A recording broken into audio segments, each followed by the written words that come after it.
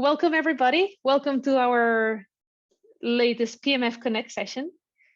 Some of you, I think some of you are new here. Some of you have been to our sessions previously, and I really hope to see you in the next ones. My name is Marina. I'm part of the Product Management Festival team, and I'll be your host today. First, I will give you a very quick introduction of what we do. We are mostly known for our Product Management Festival in Zurich, where we have around 1,000 or more attendees every year. It's a beautiful 2-day conference that we run in November. We also have one in APAC in Singapore, but with the pandemic, we had it online this last couple of years. We have local PM nights all over the world. We have ambassadors that will run face-to-face talks that also are now obviously sometimes online. Our next one is actually in Lviv in Ukraine, in one of the shelters. We also have other initiatives we have is a trends and benchmarks report we run yearly.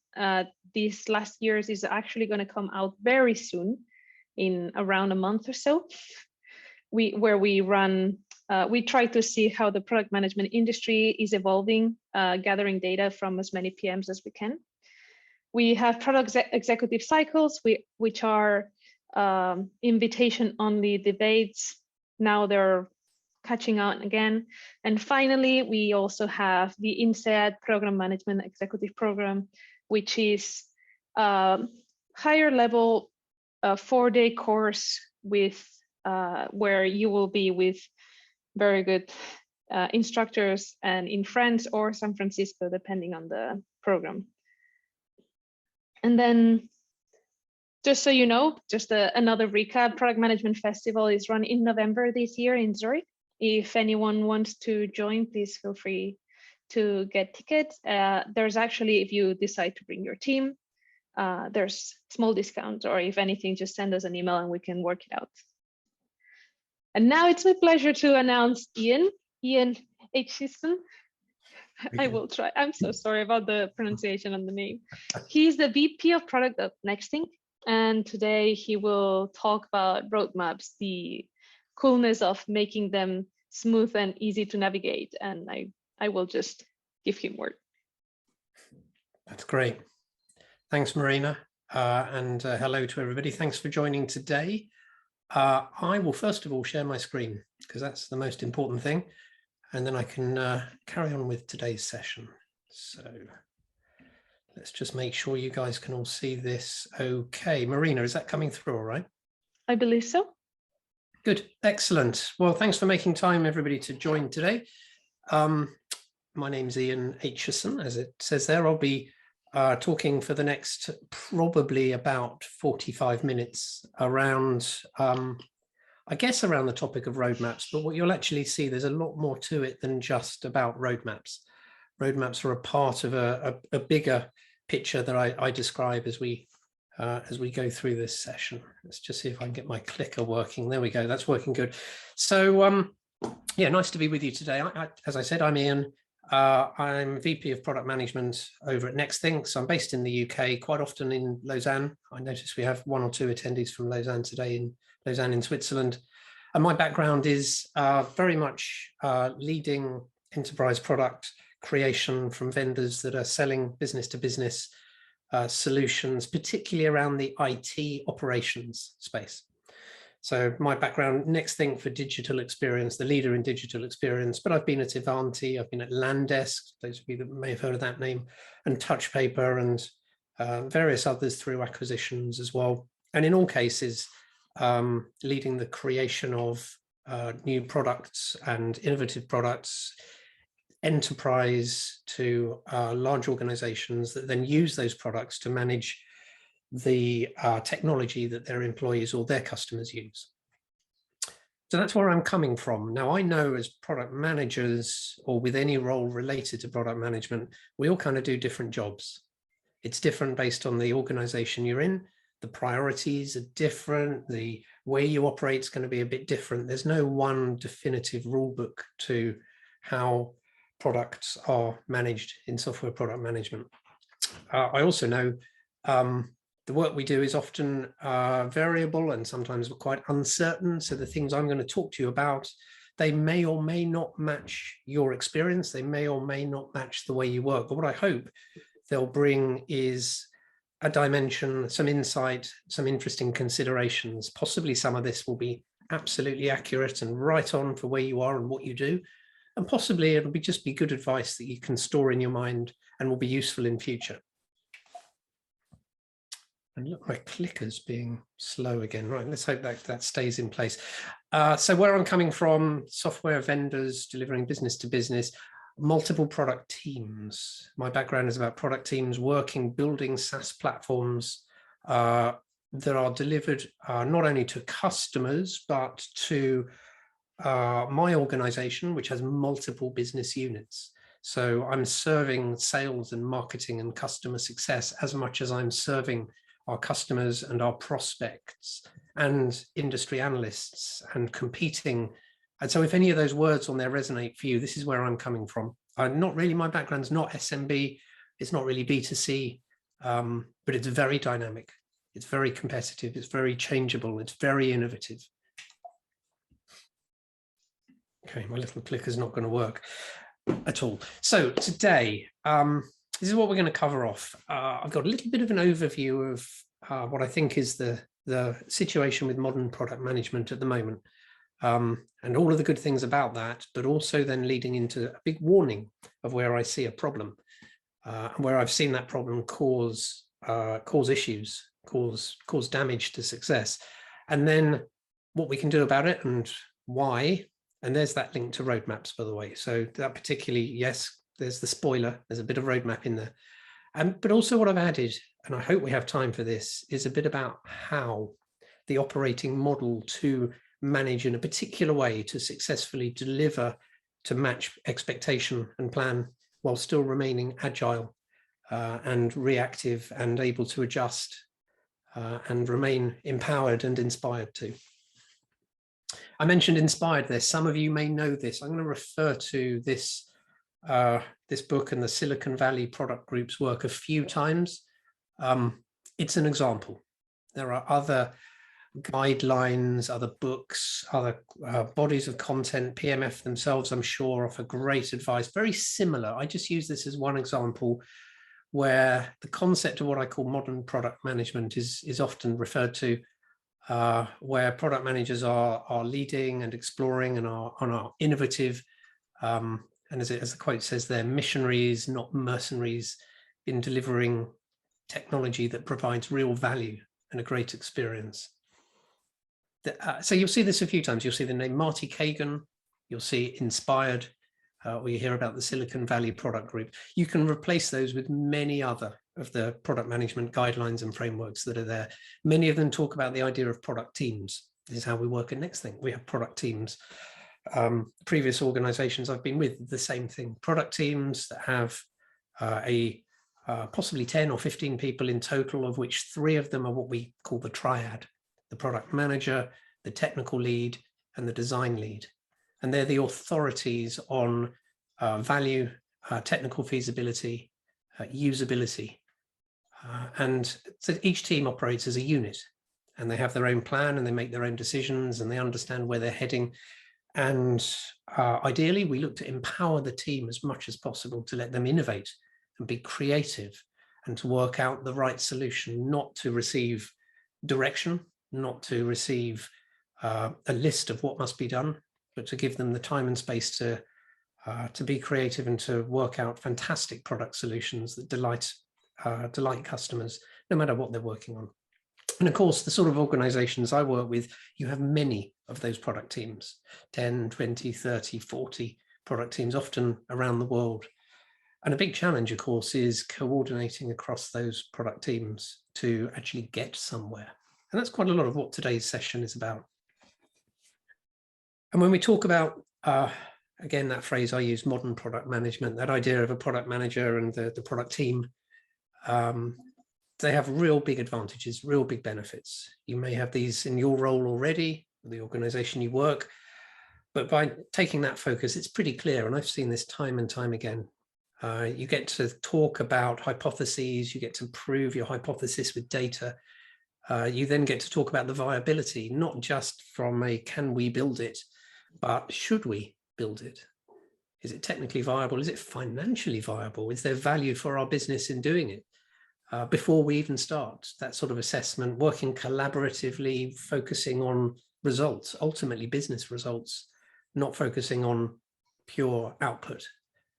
And then things like expertise and relationships, and empowering the team and encouraging discovery as well, encouraging the continual research into what brings the greatest value to a customer of this technology that I'm building.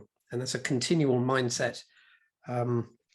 Teresa Torres is someone I follow who's very strong on the discovery side of things. And this is all really good. So I'm hoping you're on the Zoom call here nodding and saying, yes, Ian, okay, yeah, we know about this. This is good stuff. Yeah, widely recognized. Some of you may be product owners. Product owner is a really important role. In my world, in the world I'm in, the way I operate, the product owner role is something that a product manager does. They do many other things too as a product manager. There's a little quote there. If you're a product owner, do ask, are you administering the backlog, or are you tackling and solving difficult problems for your customers and your business? And you know, the function of the product owner, very important, but what I'm talking is that almost that evolution of the concept into this new modern model of the product manager that also does what a product owner does. So you've got these great concepts, you've got these great ways of working, which are really well proven, well established. We know amazing things happen when you get the right people together. But with that comes a risk. With that comes a risk that I'd like to talk about a little bit as well, because all this great enthusiasm about working in creative new ways that have benefits can also bring unexpected downsides as well. So I'm going to talk a little bit about the danger ahead. And I'm going to refer to this quote. If you've attended other product management briefings, other product management presentations, maybe here at PMF, maybe at other events, you might have seen this quote before. This is often used. And it's that same idea. It's about the passion in the work that we do in product management. If you want to build a ship, don't collect up people to gather wood and divide the work and give them orders. Instead, teach them to yearn for the vast and endless sea, which sounds great, doesn't it? Sounds really, really good. That's excellent. But there's no destination. Why are we going to sea? Where are we going? Where are we going? And is the boat the right way to get there? And you don't know the answer to if a ship is the right way until you know where you want to go and when you want to be there. So destination and time are absolutely essential.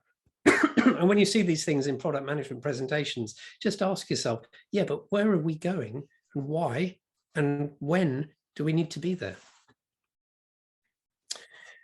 Now, people say that's what a roadmap's for. And a lot of the recent discussion and thought around the ways of managing product and building great new features is to back away from a roadmap being where we're heading and when we intend to get there.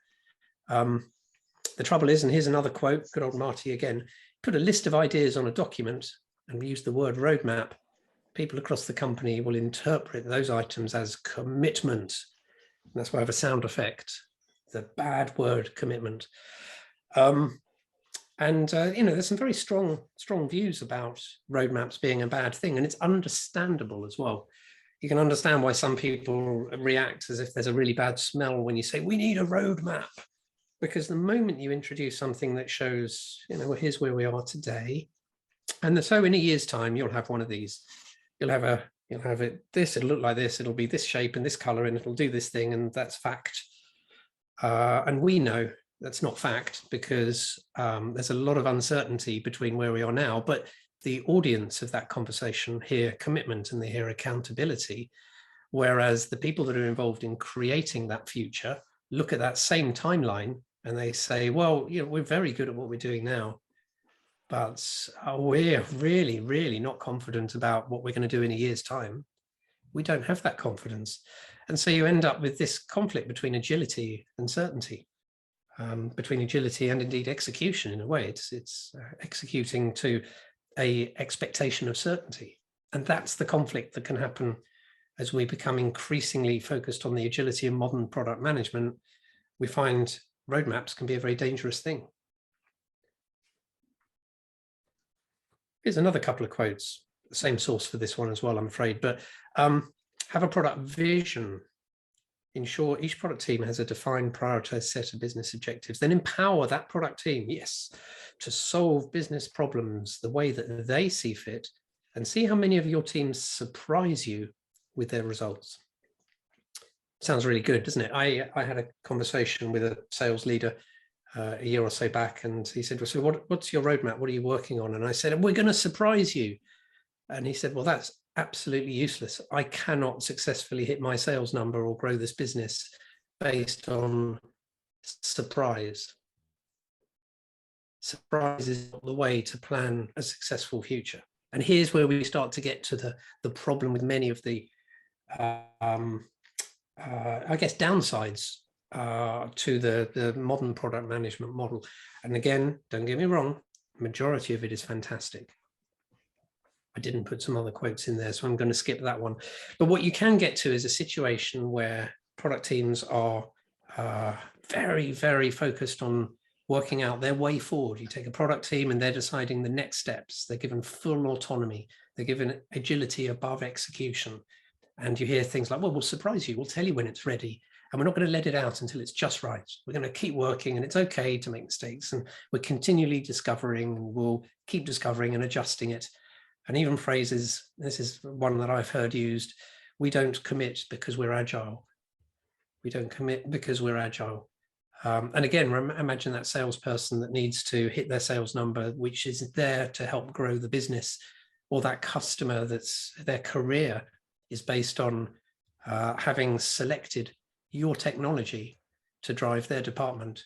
And they need you to introduce things that will make them successful in their job, rather than putting their career at risk because they picked the wrong vendor to provide a fundamental strategic technology. There's two big risks with this. And there's two things I've seen historically that can cause real problems with moving to this model of we don't need a roadmap, we don't need a plan. One of them is a cultural risk. Maybe you see this in your organization. I would say if you do see this, watch out. And the cultural risk is one where when you have a plan of some things that you intend to do, and we all have a backlog, so that's okay. We all have things we need to do. Let's say we need to get through these perhaps for a major new product launch that's going to be in 18 months' time or a year's time. So certainly a number of things that need to be done. And as you review in each time period, in each time box, watch out that you don't see shifting work to the right in time becoming normalized. Don't see a situation where it's hardly even worth mentioning if we move it right in the timeline. No, we're not ready. We won't do that yet. We need to rework. Just shift everything to the right. Just keep shifting. So what you had planned to do in that period, you do 2 of them, but 2 of them go into that period. And that means that those shift over, which means that all of these shift over, and things moving is normal. It's okay. The damage is the culture that says it doesn't matter. It doesn't matter if things shift. And the next time period comes, and of course there's less in there and everything shifts out. So where your business needed you to make a major product launch with maybe 10 of 14 critical capabilities, you've only done 7 of them. And your business is directly impacted because of a culture that said, it doesn't matter. It doesn't matter. We're agile in our approach. We'll work it out as we go along. And the other thing that comes with this is the wall of poisonous silence. I keep changing the name of this one, the wall of poisonous silence. A lot of the guidelines around it's almost unstructured product work is it's good for the product team. It's really good for the team. It's really good for the product manager. It's really good for the tech lead. It's really good for the product organization. And they have a lovely time. They have a great time, and things shift in the plan as they get it right, and what they produce is really good, but maybe it takes a bit longer and there's a couple of extra steps. They're enjoying being out at sea, They haven't got a destination, and you don't want to tell people that there's these shifts and changes. So what you can also find is the rest of your organization and your customers and your target market hear nothing about what's going on. You're not updating them on what's coming next, because what's coming next keeps changing.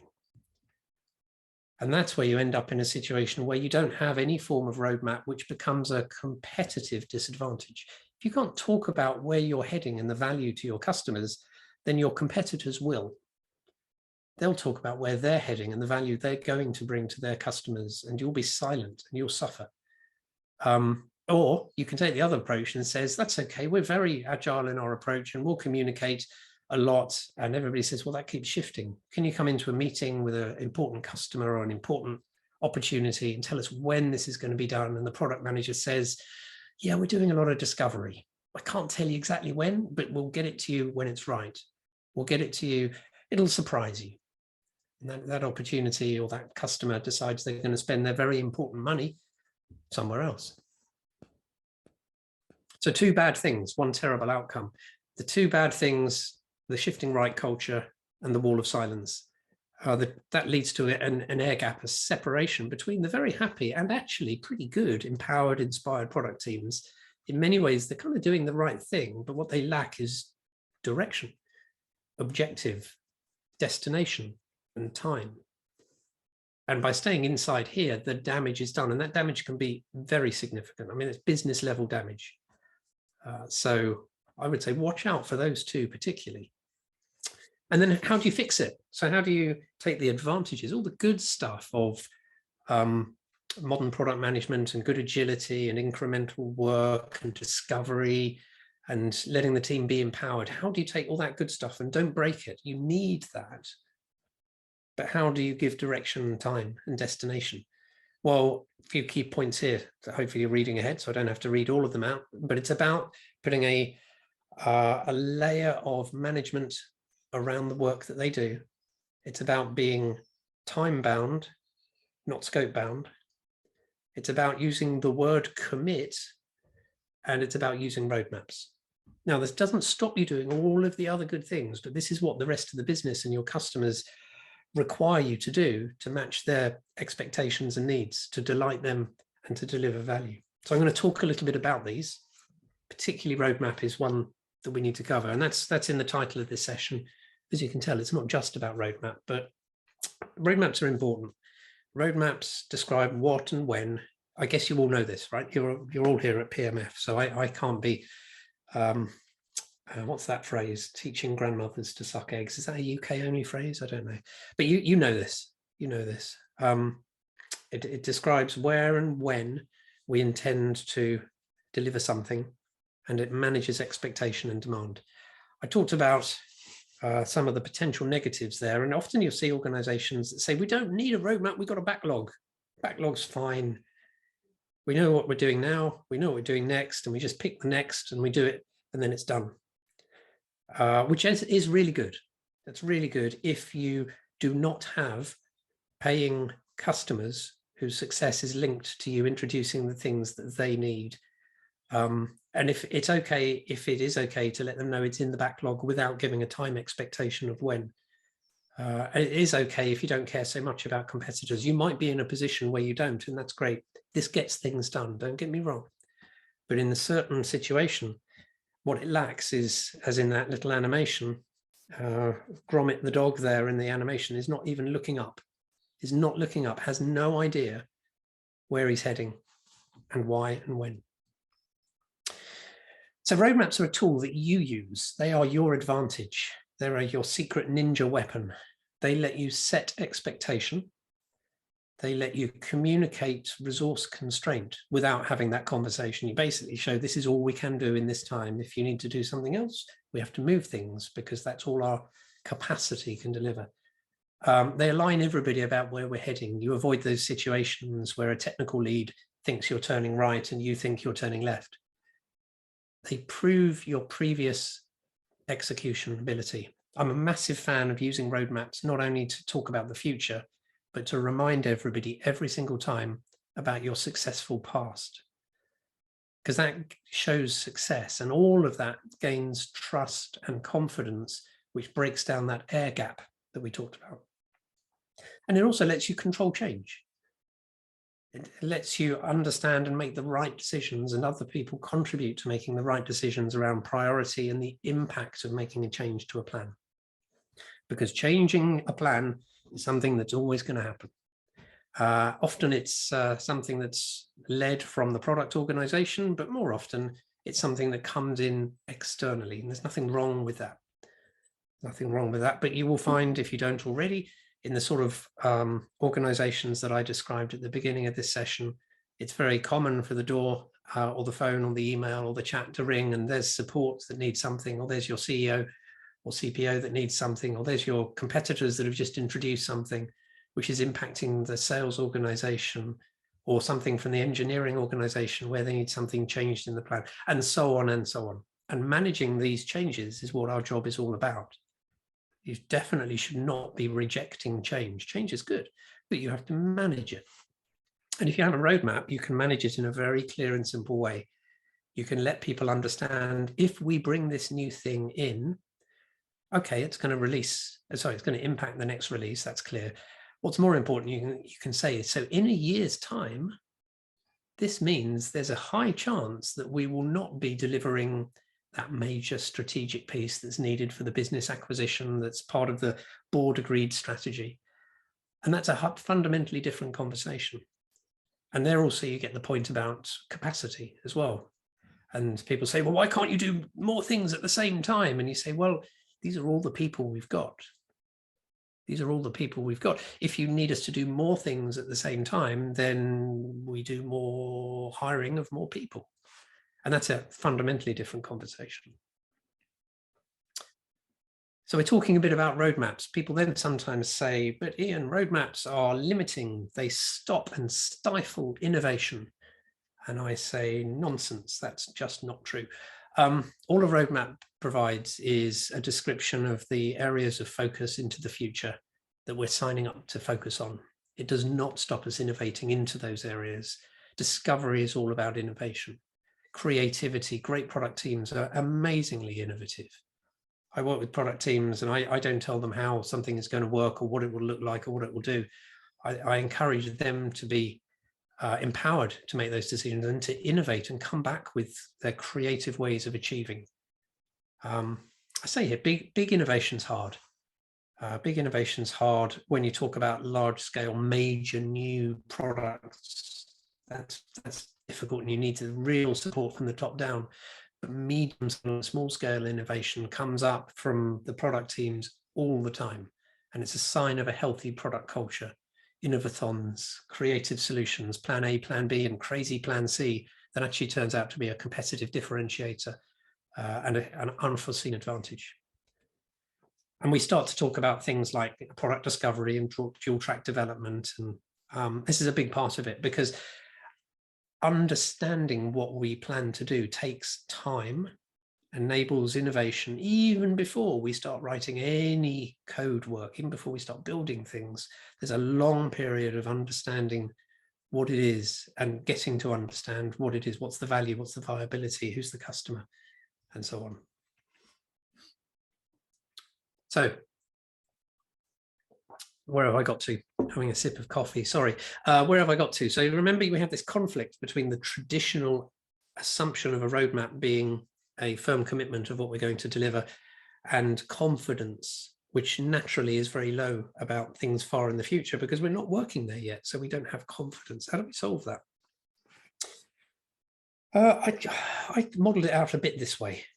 I've seen this being used for a few years now in a few organizations, which is where roadmaps describe headlines. They don't describe detail. Now, I use the term headlines from here a few times. Headlines you can think of, potentially they might be some epics. In Nexthink, we call them master features. Other organizations may call them major features. It kind of depends how you work, but think of them just as the headline. It's there at the top of that newspaper or that website. There's no detail under it yet.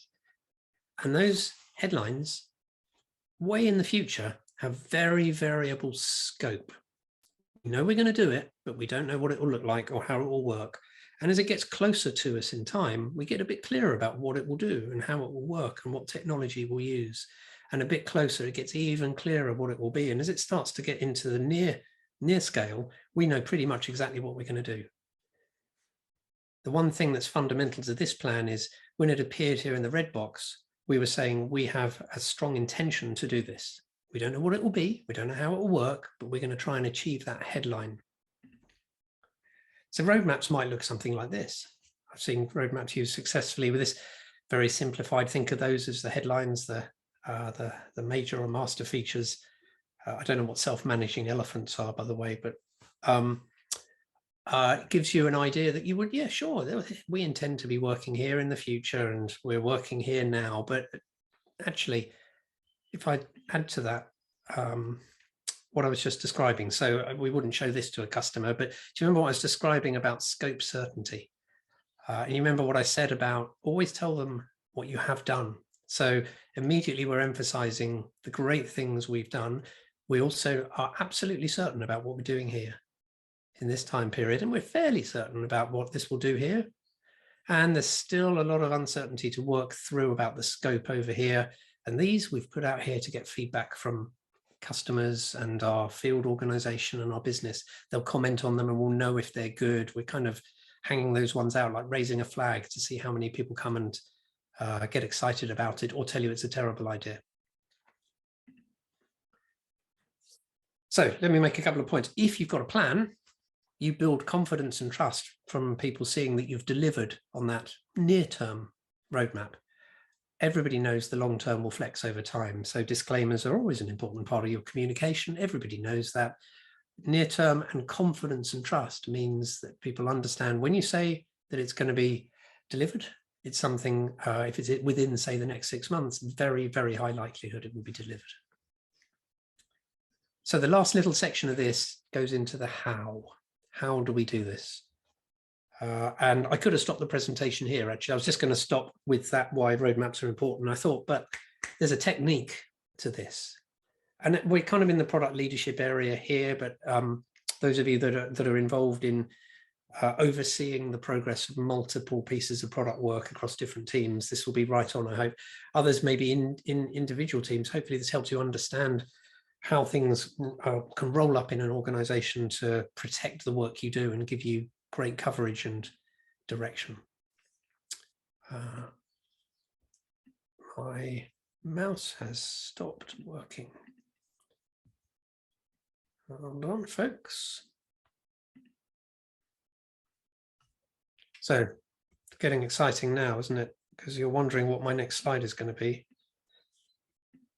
And PowerPoint has not completely frozen on me, but I am struggling to move to my next slide. So maybe what I should do is stop the presentation there. I'm not going to, don't worry. There we are. It's suddenly all come back to life. I'm just going to go back to sharing my screen. That was weird. Thank you, Zoom. That was pretty peculiar. And we were here. I'm going to try and cover this next section pretty quick, partly because I'm worried about what PowerPoint's going to do for me. I mentioned this concept of just put your headlines on your roadmap. Don't worry about the detail. Detail is dangerous in a roadmap. It's about those headlines, those master features.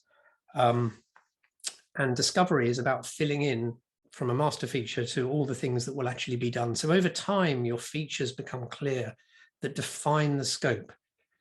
Now, when you deliver that, it's time-bound. It's targeted for a release. So sure, there might be 20 things that you'd like to go in it, but for that release, there's going to be 5 that are delivered because that's what's possible in that adjusted scope.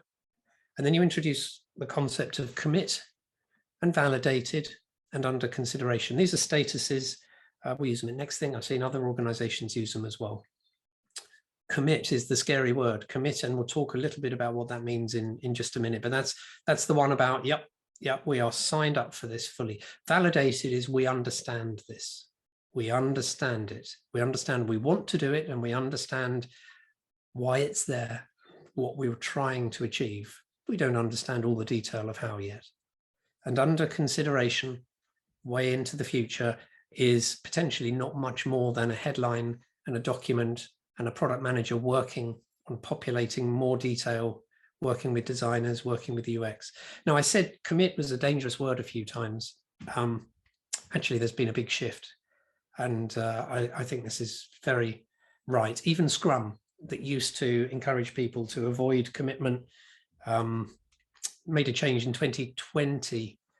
The Scrum Guidelines were changed because there was a misinterpretation, meaning that agile developers don't have to meet any commitment. And this was a conscious change that was made in those guidelines. Roles changed to accountabilities, commitment reintroduced where it had been deliberately removed in the past. Now, I'm not talking about Scrum release planning commit in a planning meeting as a sprint is about to start. I'm talking about product management, future planning, but using the concept of commitment so that we understand what we're trying to do. We're understanding a certainty. So the triad that we talked about, the product manager, the technical lead, the designer, sign up to an intent to deliver that headline, whatever the scope may be. There's two steps to that. The first is validate. And validating is about those three getting together, looking at something that's on the plan and being able to answer yes to some simple questions. And those simple questions, these are examples of what we use at Nexthink. Yours may be different, but our simple questions would be just checking that the triad know what it is and why it's there and what the value is, what else needs to be done. Is it well documented? Have you seen progress of that documentation? And are you happy to proceed? That makes sure everybody is on the same page of in 7 months, in 9 months, we expect to be working in this area. Commit comes after validated. You're saying here in, for example, 3 months, we will be working on this. We don't quite know the scope yet, but we've got a good idea. We don't know the technicalities. We don't know the architecture, but I know the people that's going to do this. We, the triad, the trio, we agree we will endeavor to achieve this to our best intent and our best ambition, and things will change. And there may be good reasons why we don't be successful, but we're going to do our absolute best to work with the team to achieve whatever's delivered within this headline.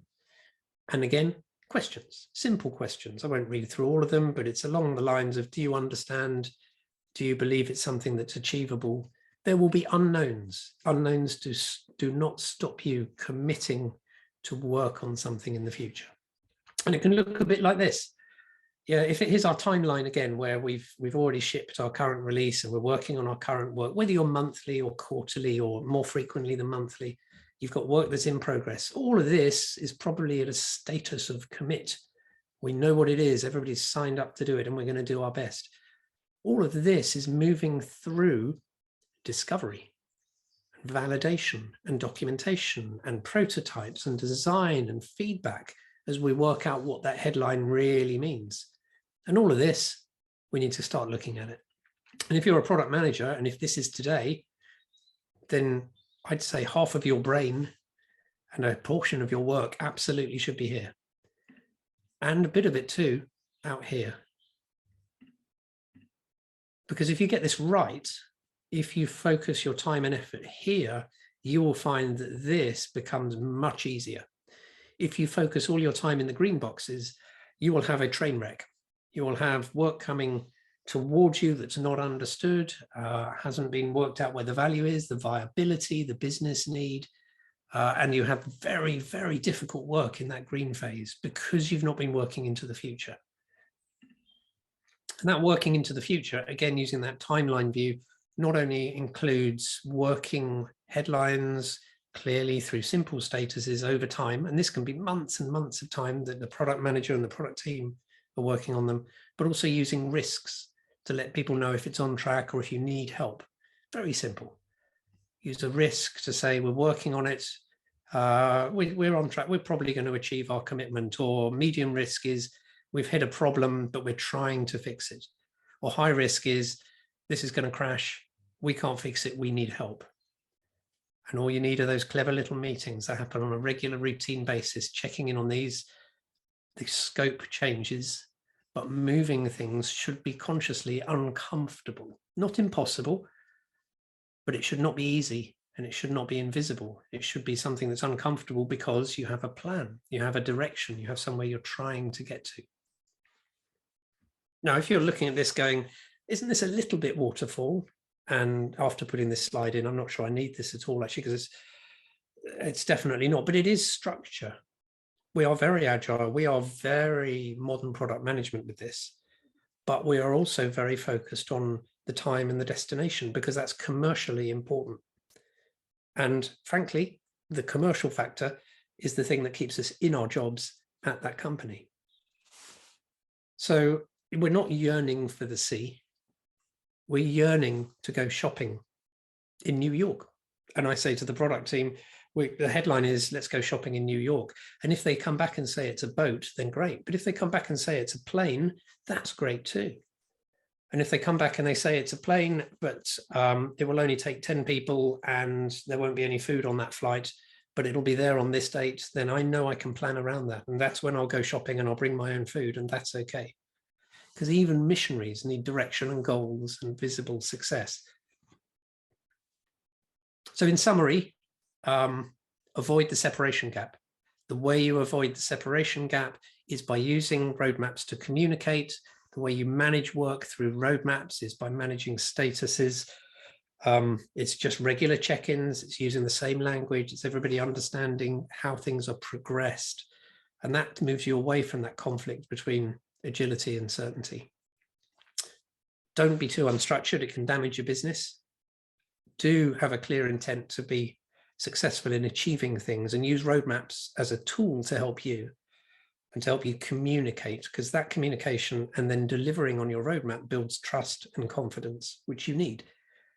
And then do all of the good stuff of modern, agile, inspired product management. Just overlay a management model on top that lets you visualize and understand the preparation into the future as you work towards the variable scope but fixed time of that plan. And above all, always communicate. And that's it. Sorry for the little hiccup with the PowerPoint slides there. Thank you for listening. I hope that was interesting. Marina, I don't know, do we go back to some Q&A at this point? Indeed, we actually have some time still, like 10 minutes or so. Yeah, indeed. Well, now is when we would encourage anyone to ask questions. We actually had a couple. One was from Amit. Amit, would you like to phrase your question to everyone? Or maybe he left already? Oh no, he's there. In any case, he was saying if you could talk about the strategy that drives the roadmap. I think you did. Yeah, hi. Hi, Ahmed. How are you? Thanks for this. Good. Yeah, I mean, my question is there already. Just wanted to hear inputs on that.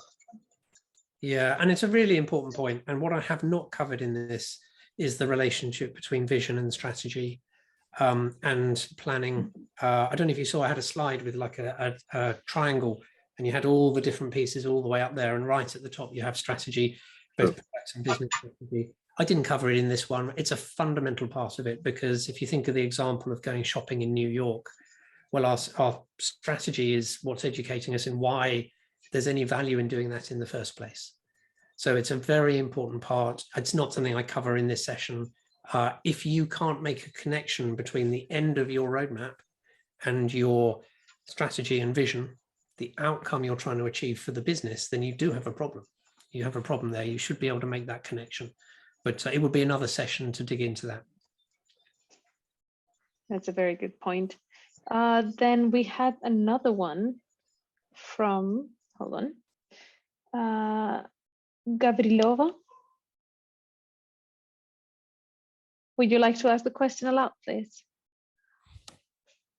Yes, thanks. I appreciate very much of the presentation, and I actually recognize some of the challenges that have been shared with working with my team. And my question was, to what extent, or what's the role of the engineering? I think is that this is a collaborative work, and it's an ongoing process. But I see in the engineering team that they kind of like would rather have defined scope and be least involved in discovery efforts.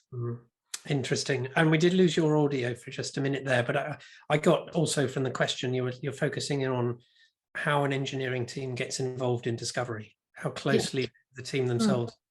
I've seen it vary from one company and one engineering team or product team to another based on the culture within that team, the skill set and the personalities in that team. What I would say is the majority of the team are there focusing to make sure that the committed items are built and delivered, and the triad or the trio are there in the future performing as many discovery activities as they can to give clarity to the future that's coming towards the rest of the team. Now, in some cases, it's great to bring the team into some of that, or to bring spikes to them because they've got capacity in sprints where they have planning breaks and you can bring them discovery spikes. So they're involved in that.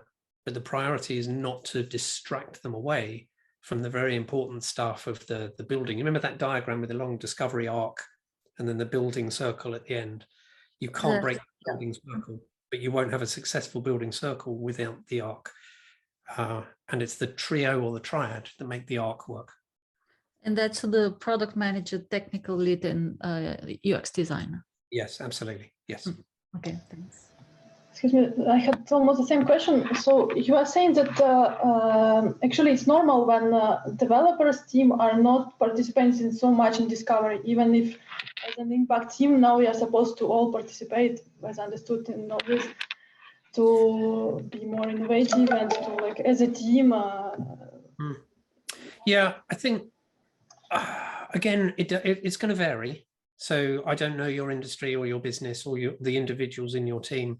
What I would say is I've seen discovery work very effectively with the product manager and the designer and the technical lead, where the tech lead is representing the team and will bring into the team where they need their help to research something or where they've got capacity to look at things. So they're not excluded from it, but you have a representative, you have the technical authority as much as you have the design authority and the business value authority involved in that discovery phase. So you shouldn't need the whole team. Doesn't mean you can't engage them, but remember what really matters is by the time the work that needs to be done is understood enough for the team to actually start writing code on that, they should be able to do that work, not be distracted onto other things. Thank you. Thanks. Then we had a question from Cesar. Hey, yeah, it was a long one. Let me maybe share my video. Hi. So this was really interesting, Ian. Thanks for sharing. I actually know some people at Nexthink, so it was interesting to see how you approached it. I was curious to the process that got you there. So I'm not sure if you were the one introducing all of this or part of it, but how was, so twofold. First, how we was selling this to the management, or maybe you didn't have to, depends on how that was. And how much coaching did you need to do to the PMs, or did you need to hire new PMs to do this type of approach? It's a really good question. I think in my case, I was very lucky coming into Nexthink. My background was in previous organizations, introducing and designing these new ways of working. But when I came into Nexthink, what I came into was a team of product leaders and a chief product officer, my boss, who were already very keen to make that move. They'd already pretty much started on, we need to change the way things work. We need consistency, we need certainty, we need confidence that we're going to deliver. So there was very little needing to encourage people to do this. I came into Nexthink and they were already moving along, which was great. And it is impossible without a great team of people that see the same objective. So does that kind of answer your question? It wasn't a big new initiative that needed to be introduced. It was already a shift that was happening. I was just able to add some better definition around next steps, and that was all. All right, I mean, you got lucky, I guess. I've seen all ends of the spectrum. So I've been in companies that are already doing this, and I didn't have to do much. And I've seen companies that are kind of like total old school IT with CIOs, and it's a huge process. Yeah, and let me add another comment of something I saw, which is where senior leadership and all of the product leaders and all of the engineering leaders are all taken off site for a long week, where they're trained in these new concepts. And the examples I gave of the air gap and the damage of the culture and those things, I've seen those as a direct byproduct of that activity, where people come back so evangelist about the pure way of working that they forget the business and the importance of the business keeping them successful and achieving what's needed. So there is no perfect answer. Thanks, that was very interesting. Thank you very much. Yeah. Thank you, Cesar. The next one is from Stephen. Yeah. Could I actually rephrase the question? I think I was a bit casual in how I formed it. Oh, It really is a question about the ground rules around when and how, well, when you're allowed to move stuff right and move other stuff left, who's allowed to do it, under what circumstances, and just to hear a bit about how it's worked at some of the different organizations that you've been at. Yeah, and you can see my nervousness about the culture that says it doesn't matter when you move things. And things do need to move, but it does matter. It does matter. What I've seen and what I see at the moment working very well at Nexthink is when you have a piece of work, a headline, which is in that commit status, it will always rise up to senior level before that change is made. There will be the risk will go up to high risk. There'll be communications, you put it at high risk and you discover another team can solve the problem because suddenly the spotlight is shone. And if you do this now, the risk will go away. So that is a self-fixing situation. But then sometimes it's a case of, hey, everybody, here are the facts. We have no option with this situation. This one will be moved and everybody's aware and it's okay. But it's never invisible. It's never silent. And it's never really easy because we don't want it to be really easy. We want to deliver on our commitments. Okay, thank you. Yeah, that was clear. Good answer. Perfect.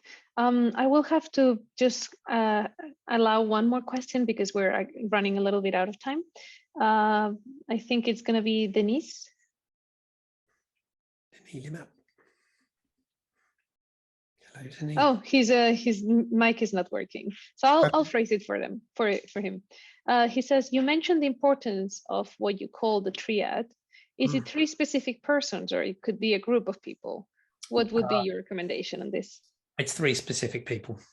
I think you need, if you imagine they're the CEO, the CTO, and the CDO of their company. They are the authority on the technical architecture and how it will work, the usability and what it will look and feel like and behave like, and the reason we're doing it and the business value and the target customers and all of that. If you have multiples, you lose that. You lose that focus. So I'd say you would have 3. And I say, if you have 3, you're in a really good position. If you've only got 2 of the 3, you're a bit wobbly. If you've only got 1 of the 3, it will not be successful as a model. Thank you, Ian. And I actually think we might be able to squeeze Sakari's question. Sakari? Hi, Sakari. Hello, Ian.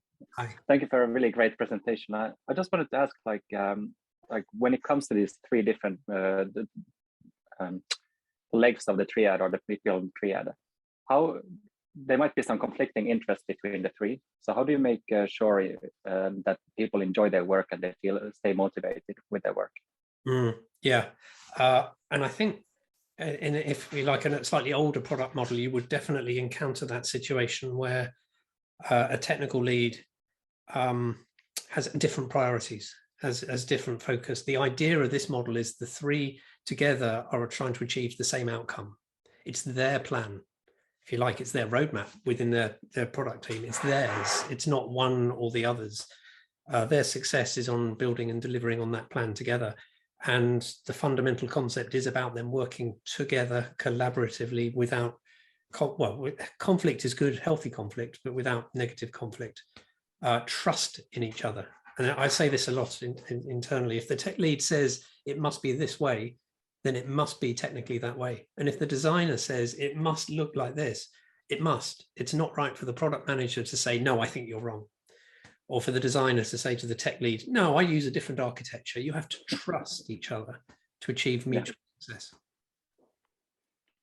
Very good answer. Thank you. I like that. Thanks. Perfect. All right, I think we should be wrapping it up for today. There were so many questions. We will be sending an email out with the recording and everything for everyone to enjoy. And if you'd like, we can just send whatever other questions you'd like Ian to answer to him, and you may he can answer them in a written form. I would very much like to thank you, Ian, for being here today. It was a very nice presentation. It had a lot of visualizations and a lot of very deep thoughts. It was like a squeezed masters in the matter. And I thank everybody for being here today. And I really hope to see you soon. And I think that's it. Ian, thank you very much. All right. Thanks, everybody. Have a great day. Thank you. Bye-bye. Thank you.